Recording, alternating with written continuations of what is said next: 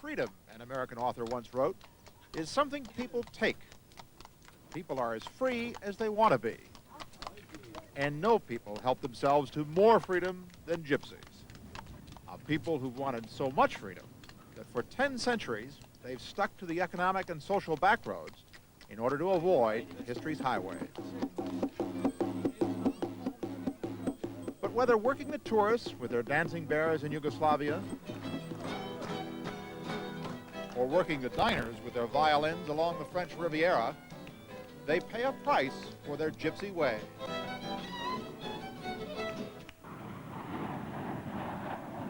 Just off the end of runway 13 at Montpellier International Airport in France are the 12, more or less musically inclined members of the Many-Door family. If you didn't know, you might mistake them for just a group of vacationers who'd picked a terrible campsite. But the Doors, who hail from southern France or Spain or any warm place, are gypsies. For much of this summer, they've taken it upon themselves to provide entertainment for tourists visiting the nearby Camargue Swamp. They've chosen this especially undesirable campsite because it may guarantee them, if not quiet, at least a little peace, since no one is likely to complain about gypsies camping here. And the Doors know that people are always complaining about gypsies. The habits are bad, you see. They're insanitary and unhygienic. They're dirty. You see, the children are messing. They're never going to be made civilised like I always was, 9 till 5 each day. Throughout their history, whenever gypsies have stopped, suspicions have started. Gypsies began their travels 1,000 or so years ago when they emigrated from their native India to nearby Persia. At first, they were welcomed, but then Persian hospitality wore thin and they moved on westward. It's gone about that way everywhere they've gone in the 10 centuries or so since.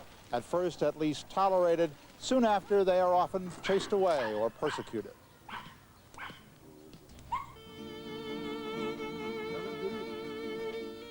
They've been enslaved and executed. Gypsies were common on the streets of pre-war Germany, begging and reading palms. But then came Hitler and laws on racial purity, and the gypsies were packed off to the death camps. 500,000 were exterminated. It's thought that the Nazis wiped out even a larger percentage of the gypsies than of the Jews. Gypsies are superstitious about death. Only a very few today go to visit the concentration camps where so many members of so many families were lost.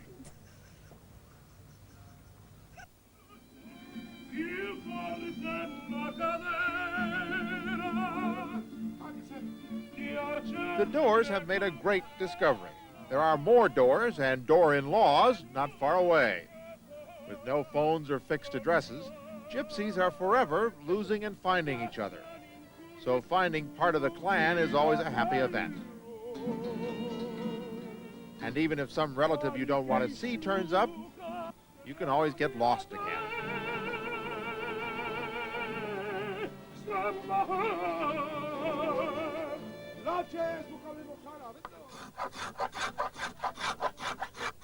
While musical too, this newly arrived branch of the family has diversified. Angel makes violins and other instruments. Johnny buys and sells antiques and bric-a-brac. Kali and the other woman plead with people to buy their lace. Gypsies have this belief that outsiders have been put on earth to make money from. And while they may deal honorably with each other, anything goes in gypsies' dealings with the outside world.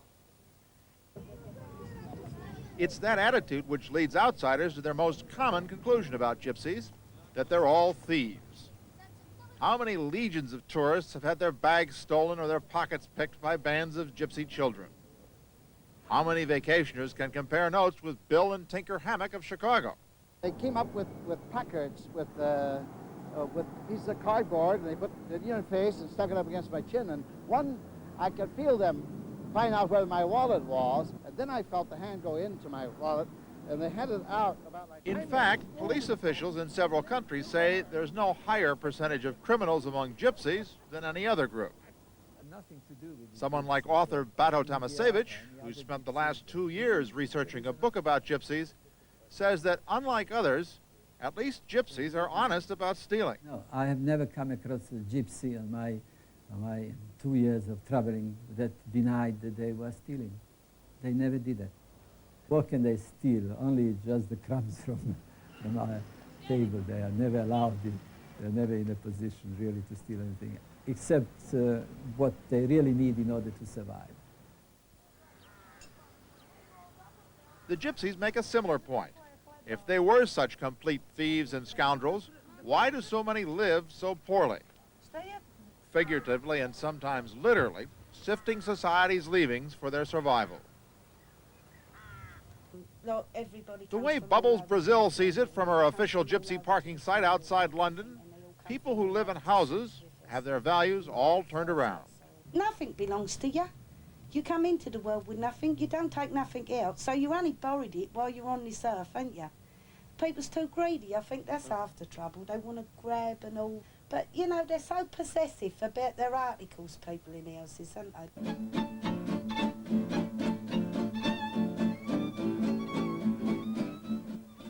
On a hot day in the Camargue Swamp, the Doermen are off on a fishing trip. Angel is giving orders like a general, and with reason, since this is more than a bit of patient angling. This is an all-out assault on the trout. The Doers, you see, take fish the old-fashioned way, by reaching down and grabbing them. Now, they say this is much easier than using a rod and reel, and that fishing with bare hands is so efficient and so threatening to the fish that it's illegal. That's what they say. Maybe the fish just hadn't heard how frightened they should have been, because after an afternoon of splash and grab, the one victim was hardly remarkable. But never mind, it wasn't a waste of time. It's important to pass on such fishing skills to the young.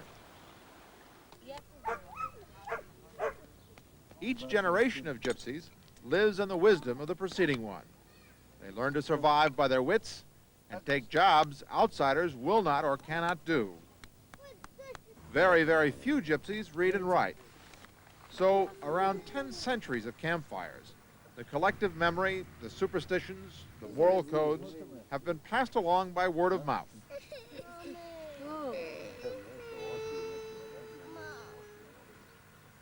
Here and there, though, that's begun to change. For the traditional lifestyle, we're killing it. At Pam Shaw's school in Abbeywood, England, a new generation of gypsy children are becoming, in many cases, the first in their family to read and write. Increasingly, their parents recognize the necessity. Yet, school means a temporary end to the traveling life. Parents come in, bring the children very, very tentatively. They don't want to let them go. They think we're going to do something awful to them, like let them run away. They're suspicious that we're not going to take care of them. The Doers have dropped their suspicions, at least for the evening, and invited NBC to dinner. Not without apprehension. There was a debate about whether to serve us on their china or on paper plates. Some worried the dishes might become contaminated with the AIDS virus if outsiders used them. It's a drink French. Since none of the Doers can read, all they know about AIDS is the scary talk that they hear. Salute.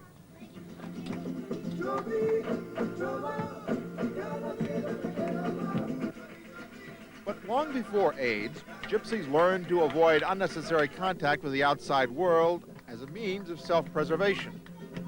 Gypsy girls are warned not to socialize with outsiders, nor be away from camp after dark. Grandmothers tell their granddaughters they must be virgins when they marry, and marrying an outsider can mean exclusion from the family.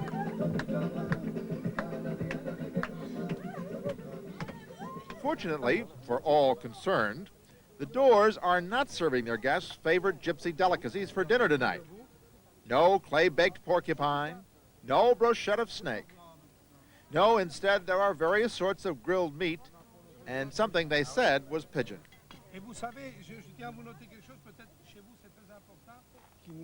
Angel believes that the outdoor gypsy life is the only healthy way to live. Never mind some estimates that life expectancy for gypsies, because of high infant mortality, averages no more than 20 years. Gypsies insist that living cooped up in houses is what can make you sick. No gypsy ever gives up traveling easily. Because to travel is to dream.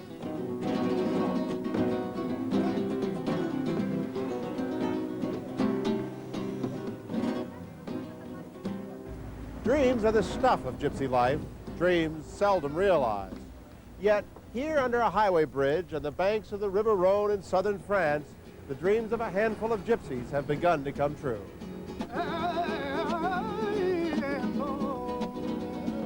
With several hit records on the charts, the Gypsy Kings are on their way to becoming rich.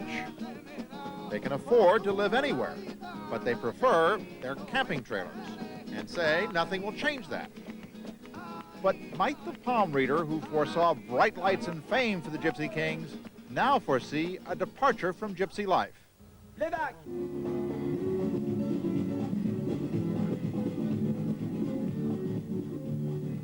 Last month, when Andre the guitarist got married, it was to a non-gypsy. And the couple plans to live not in a caravan, but in an apartment. Success can lead gypsies to a more sedentary life. But even wanting to succeed in outsiders' terms means the gypsy has already abandoned some of the old ways. I did it my way. Sure, Angel has dreamed about being an opera star. Daughter Singla wanted to be in the movies. And cousin Jose fancies himself a flamenco dancer. It's not lack of talent that stopped them, but the sacrifice it would take to join the world outside. Says Johnny, we feel good in our life. The best thing for us is to keep our principles, not to lose our roots.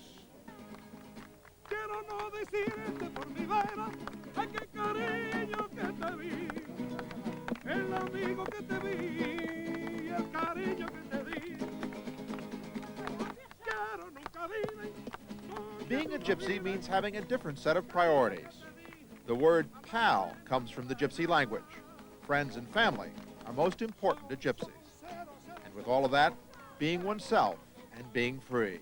They do feel free. They are not handicapped in the way we are. We are programmed. We say what is expected of us to say. We do what is expected of us to do. We say things we don't mean. But gypsies, what they say, what they do, it is they are people of imagination. They are people who know how to survive.